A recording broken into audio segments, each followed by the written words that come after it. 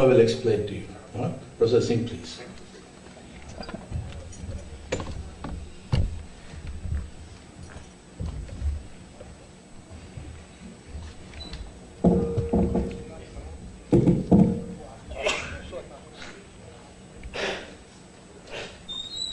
My very beloved and respected colleagues, Professor Akhilesh ji, Professor Mahadan Saab, and Professor Subhash Sharma ji, Dr. Verma ji, and very learned and august audience. Standing here is a great responsibility, and the theme given to us, management science and spirituality, requires a great interest on the part of the learner like me to be able to bring out something which may be useful and insightful. By the way, I had thought to begin my discussion with the same sutra which our lovely organizers chose to here present. Om Sahna Bhavatu Sahna Bhunaktu. It has happened. I also designed like that, and it happened like that. That is cosmic will. Om Sahna Bhavatu Sahna Bhunaktu Sah Viryam Karvavahai Tejasvinavadhitamastu Ma Vidvishavahai. Om Shante Shante Shante. One of the dimensions of management is human resource management. And sometime I challenge to the gathering of management experts saying the same sutra that at least of HRM domain, tell me how this sutra is not covering at least 80% of what we talk about human management in the program of MBAs. Because this sutra is full with profundity. It talks about let we all be energized by cosmic forces and let we all come together, let we all put our efforts together. After putting efforts, let we share the fruits together. Let we all collectively march from darkness to light. Let we all strengthen one another. Let we not be having ill feeling amongst we all. And Shante, Shante, Shante. Let there be peace or health at 3 different levels, physical, mental, and spiritual. Fine, time is limited, and I think I should wind up my let us say, talk within 12 to 14 minutes maximum. First of all, let us say, when we talk about management, rightly or wrongly, business management comes to my mind. So if you please allow me to talk for 2 minutes on business management, because we like it or not, 80% of the program that we discuss under management is business management, and business talks about profit is equal to revenue minus cost. If not management, business management revolves around this formula. Pi is equal to R minus C. Profit is equal to revenue minus cost. So marketing management is putting its force behind increasing cost. Materials management, supply chain management, inventory control models, they are putting force to reduce their cost so that profit margin, or let us say the surplus, may be maximized. So which variable to be maximized, which is to be minimized, and safely what is to be optimized. This is the central point of business management. But let me add 2 subjective part to this equation, and trying to propose that business management is all about maximizing profit by maximizing revenue and minimizing cost by keeping the eyes on future and bringing a smile to the faces of all internal and external stakeholders. I think this is 95% of business management. I will repeat, business management is all about maximizing profit by maximizing revenue and minimizing cost while keeping eyes on future and bringing a smile to the faces of all internal and external stakeholders. Now, I had to struggle to bring this. And sometime I have proposed earlier in earlier seminar, but recently when I checked this understanding through Rig Veda, I'm not going to remember the exact sutra, but it says, Rig Veda says about this philosophy of management, it says that an endeavor or an enterprise should generate surplus from its activities. In the same way as a butterfly sucks honey from flower, without disturbing the beauty of the flower. See, profit making has not been denied, but sustainability has been emphasized. And beauty of the organization, when we say the discussion is taking a leap from quantitative profit making to qualitative beautification of the world, and any mature discussion in any seminar or in any book must take a leap from quantitative base to qualitative base. So here, Rig Veda, wonderful. When I read this, I was overwhelmed. I thought I should share here also. I'll just further discuss my part into 3 sub-parts, because I'm a student of behavioral science and human resource management. So let us take managing self, managing behavior between 2 persons where I'm one of the role players. Thirdly, managing meetings and decision-making process, because decision-making is a science. And fourthly, leadership qualities of organizational leader. At these 4 levels, quickly I would like to bring certain insight from scriptures, how they help us to be effective at all these 4 levels. Level of self, interpersonal level, group and team level, and organizational or leadership level. Take first example, managing self. And Madam had also, who was chairing the last session, also had recited this, not in full, but she had hinted, Man eva manushyanam karanam bandha mokshayo. It is mind which has been said to be the greatest friend, and mind is the greatest enemy also. And mind that can provide you bondage, or it can also liberate you. Point is, do we need to talk about liberated manager, about this kind of concept in our, let us say, management programs? Answer is yes. Because manager in bondage will appear to be yielding or producing, but there would be infatuation, and there would be perhaps, I would say, attachment. Attached managers, they can be efficient, but cannot be effective. And one hint was given about 600 years before Christ by Lao Tzu. He said that the best leader is one who is not visible, because he or she is busy elsewhere creating system, process, infrastructure, managing resources, where he has or she has time to be physically available to you. Only mediocre managers that try to show their physical body around the things and try to claim that, oh, well, I'm also effective. Man eva manushyanam karanam bandha mokshayo. There are only 2 types of persons in this world. One may be called as agitated persons, another meditated persons. We need meditated managers at workplace. And that's why I would like to quote Allama Iqbal here, who said, Man ki daulat haath aati hai to fir jati nahi, tan ki daulat chhaun hai, aata hai dhan, jata hai dhan. Apne man mein utar kar paaja surage zindagi, tu agar mera na ban sakta, na ban, apna to ban. That's why every individual is a manager. And to become effective, first of all, so that I can be more useful for you, I must belong to myself. I cannot be useful for you with my fragmented self. I must be integrated self. And I need not to say Bangal Upanishad, Shweta Shudra Upanishad, even the first sutra of Ishavasya Upanishad, they are so important for managers. Everyone should know that managers must be able to use the resources with detached involvement. Upanishad do not deny bhoga. They say please have bhoga, but that bhoga has to be sattva, backed by sattva. So we must understand difference among attached manager, unattached manager, and detached manager. Unattached manager is clearly not committed, but sometimes we take attached manager as effective manager, but not so. We have to transcend to detached manager. Come to the second level of my discussion, interpersonal issues in management.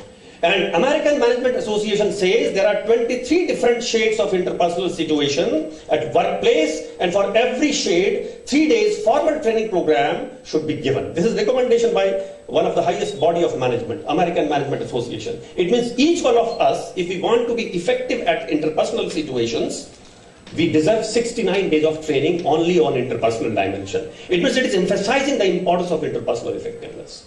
And there, we keep on teaching and parroting a model that interpersonal effectiveness depends upon sender, and then it is decoding, and then it is media channel, and then decoding, encoding first, and then goes to sender and loop of the communication.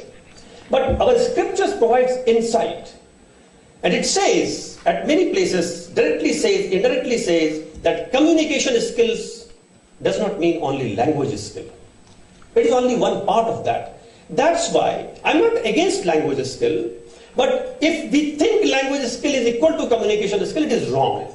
Because if intentions are clear, intentions are having sattva bhava, even broken language, if I use, maybe with some grammatical defect and paucity or shortage of my vocabulary, still I can communicate better. But if I am a very, very impressive speaker, I know all syntax, pronunciation, all styles, all syntax, but my intentions are not very clear, then I may not be a good proposer in interpersonal situation. That's why Manasa Vacha Karmana Aikyam. There is one Triveni at Allahabad, Prayagraj, but the real Triveni inside is the three forces meeting at one concurrent point, that is Manasa Vacha Karmana. And that's why Upanishad also say, Om Vang me manasi pratishtita, mano me vachi pratishtitam. Let my mind be established in my speech, and my speech be established in my mind, so that connected forces will help me to do the right action. And that's why our model of communication backed by spirituality will not start with sender and doing blah blah. Sender must experiment in the intrapersonal mechanism before the sender has taken a bath in the Trivedi of Manasa Vacha Karmana Aikyam. One should not come out to suggest or preach or say something, otherwise people will know it. People always know it. Any person who is talking to you in any course of life does not have camera. He has X-ray. He or she can know you. We don't know, but out of courtesy they don't say what they exactly feel. But they have camera eyes. Not camera eyes, but X-ray eyes. Third point about management, let us say, is about decision making. We decide in teams. And many times it appears that decision process is going on in the right direction. But Mahabharata, when I saw Mahabharata as, not Mahabharata serial, but Mahabharata as a scripture, very big scripture, I have no claim I have understood it.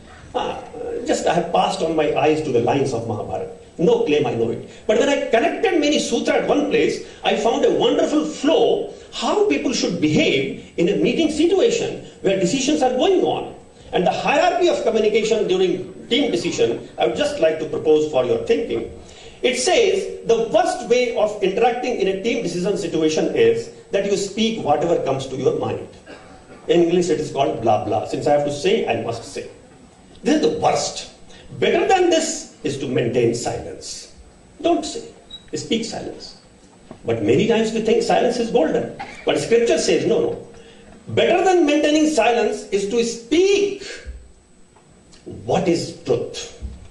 Truth, fact. There is a difference between fact and truth, but I am not going into that. Comparing to maintaining silence, better to speak. And better than speaking is speak truth. And better than speaking truth, because sometimes we find some of our colleagues, they say, today the truth is in my favor. I will go to the meeting and I will tear everybody apart. They are so arrogant because truth is in their favor. But Shastra says, comparing to speaking truth, it is better to speak truth in such a manner which maintains others' self-esteem. I have to give negative feedback to someone. I should be able to give it in such a way that others' self-esteem is intact. But better to speak truth in a pleasant way and keeping others' self-esteem intact, it is better to also generate agreeableness. Agreeableness is one of the 5 factors of big 5 personality factor theory. Agreeableness. Maybe that I may be the most intelligent person in the team because I'm senior most, more educated, more trained. But point is, have I generated agreeableness? Because any effective manager knows that if anybody is following my dictation only, he or she will achieve ordinary result. But if I very wisely pass on the responsibility of decision, that it is your decision you are implementing, anyone will be more happy implementing one's own decision. So actually surreptitiously, effective managers are surreptitious and clandestine in nature. Very clandestine, they pass on the ownership of decision so that extraordinary result can be available. So at team level, there are many other sutras, but it also says still better course is available. Not only speak truth or fact, keeping other self-esteem intact and generate agreeableness, but also do one more thing, that if there is conflict among many decisions, choose that decision which is which is in the favor of larger good. Larger good. And later on, if I am allowed to connect it with Kathopanishad Sutra, only sutra of 2 words, that is Shreyas and Preyas, that many times what happens, a minister has 5 years tenure, a HOD has 5 years tenure, Vice Chancellor has 5 years tenure. We don't look perhaps beyond that. But Kathopanishad says, don't take a decision which will appear to be attractive in the near future and will be ugly in the far distant time.